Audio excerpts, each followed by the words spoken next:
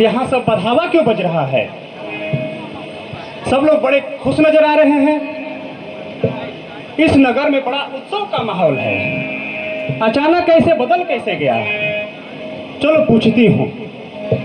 अरे सुनो, ये सब उत्सव का माहौल कैसे है यहाँ पे?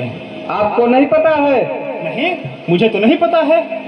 अरे दशरथ जी के ज्येष्ठ पुत्र श्री राम जी का कल राज्याभिषेक होने वाला है। हाँ? राज्याभिषेक राम का? पूरे क्षेत्र में बधाई का माहौल है, सब खुश है। आपको नहीं पता है? मुझे तो नहीं पता, लेकिन राम का राज्याभिषेक ये कैसे होगा?